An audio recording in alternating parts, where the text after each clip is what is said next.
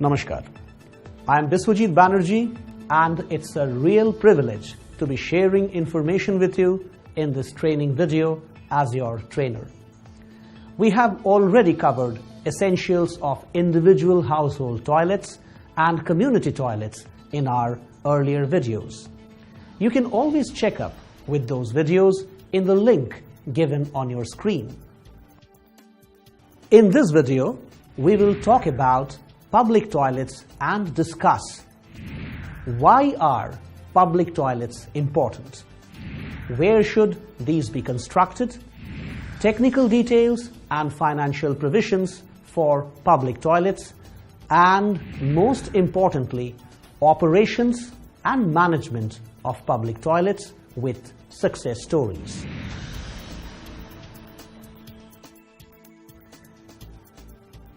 Let us first understand what is a public toilet and how is it different from community toilets. Public toilets are for floating populations, usually located near railway stations, bus stands, marketplaces, hospitals, religious centers, etc. The public toilets face greater demand for urinals than community toilets. Further, the public toilets near railway stations are used during all hours. Those near the marketplaces are used mostly during working hours of those markets.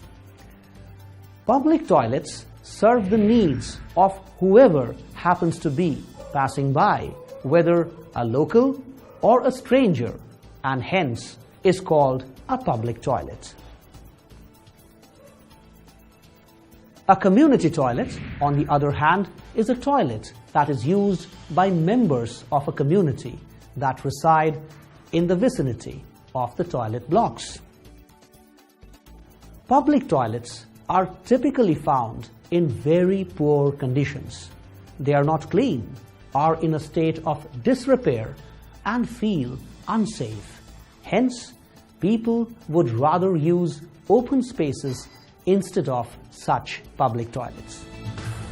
Now, let us discuss various determinants for achieving clean and usable public toilets. First component is appropriate site selection. The site chosen for locating the public toilets should be where there is high footfall of citizens and one which is easily accessible by users. Ideally, public toilet sites should be marked out during spatial planning of cities. Since this has not been done, specific sites should be identified by urban local bodies. All the prominent places within the city attracting floating population should be covered. While planning construction of a public toilet, first preference should be given to the places which are crowded, like markets, tourist destinations, railway stations, bus depots, and other places which have high public presence. Cities should also plan to provide mobile toilets near weekly or seasonal markets or haats or during festivals. Next component is ensuring the number of seats required. Similar to community toilets, each toilet should normally include separate toilet blocks for men and women with seats for differently abled and aged, hand washing stations in men and women's blocks, urinals in men's blocks, waiting or circulation area, water storage facility, storeroom for storing cleaning equipments. In public toilets, usually there is a greater demand for urinals.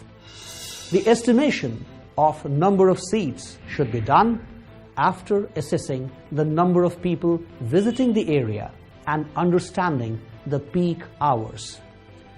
The operating hours for public toilets also need attention. For instance, public toilets near railway or bus stations are used during all hours, while those near marketplaces are used mostly during working hours of those markets. All the public toilets constructed should have adequate water supply arrangements. This could be through an overhead tank located on the top of the public toilet block. If municipal water supply is not available, a toilet block can have its own borewell and pump. The design of the toilet block must ensure adequate light and ventilation. The public toilets in the city should have a distinct identity, making them easy to locate.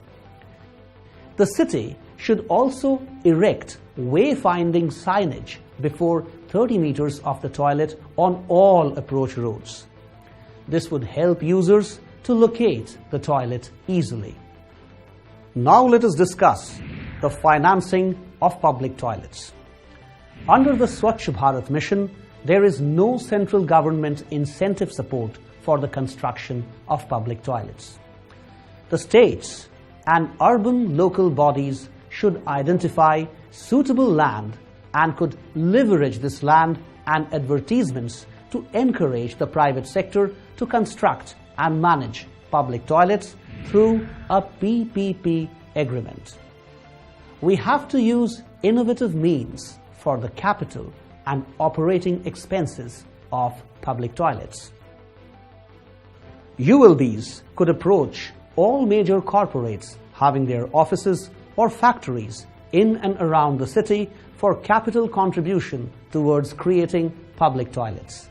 Many international voluntary agencies also support sanitation and water supply projects. ULBs could reach out to them for capital contribution and technical support. The ULB could also explore providing space for billboard advertisements that could generate funds.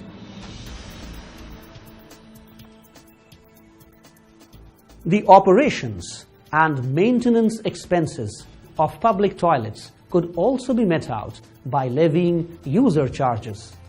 The user charge should not be too high so as to discourage potential users from using the facility. Cities could also provide gap funding where user charges or advertising charges alone might not sustain the running of the toilet. While designing PPP models, cities could also arrive at an optimum bundling of contracts to ensure economic viability as well as to prepare a strategy to cross-subsidize the toilets based on location.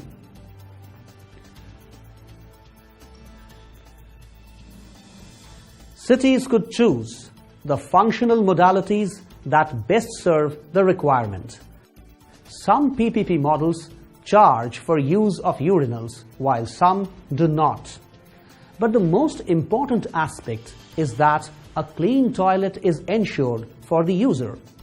Thus, the maintenance of public toilets becomes the biggest concern after its construction. All public toilets constructed under SBM must have a minimum of 5 years maintenance contract. Most of the public toilets are built near markets and busy public places.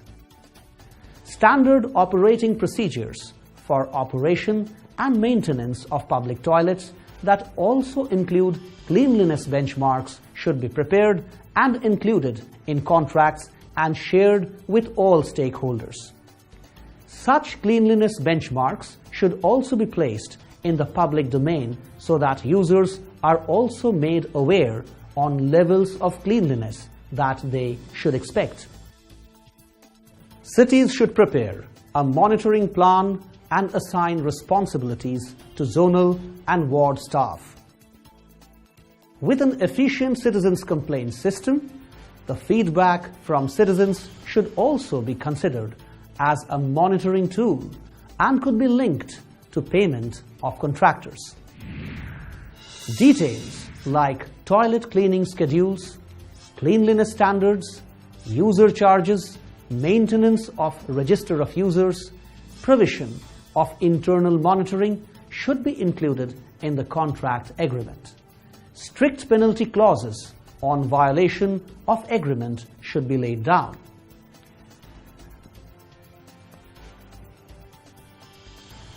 This is a fine example of a clean and sanitized public toilet, which is running successfully on PPP model.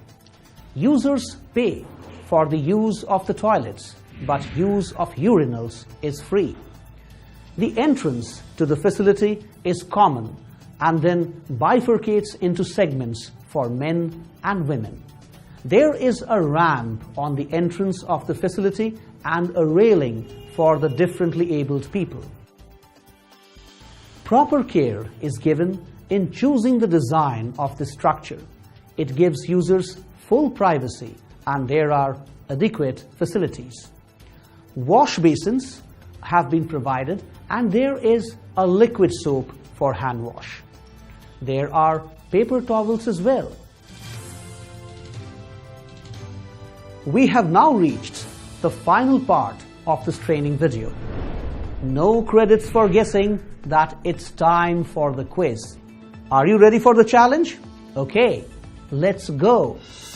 Here's the first question for you. Public toilets could be run through option A, government initiatives, option B, private initiatives, option C, public-private partnerships, option D, all of the above. What did you just say? Did you say D? Well, that's the correct answer. Time for the second question, and here it is. Public toilets are usually meant for A, communities, B, factory workers, C, floating populations, D, none of the above. I heard you say C. Oh yes, that is the right answer. Floating populations happens to be the right answer.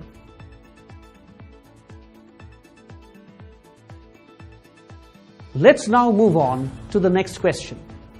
The third question to be precise. It's right here on your screen.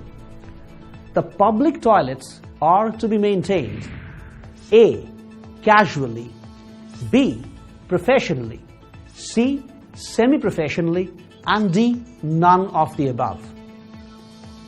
You said B, professionally, didn't you? Indeed, that is the correct answer. And we have to understand this and impress upon our minds repeatedly that it is really, really important to professionally maintain these toilets. Right now, we are moving to the next question, the fourth question that is. And the fourth question is right here on your screen. The public toilets, A, must have facilities for the differently abled people. B, need not have facilities for the differently abled people. C, only sometimes have facilities for the differently abled people. And D, none of the above. I couldn't hear you. What did you just say? You said A. Well, that's right. That is indeed the correct answer. The public toilets must have facilities for the differently abled people. Well, friends, that brings us to the end of this training video on public toilets.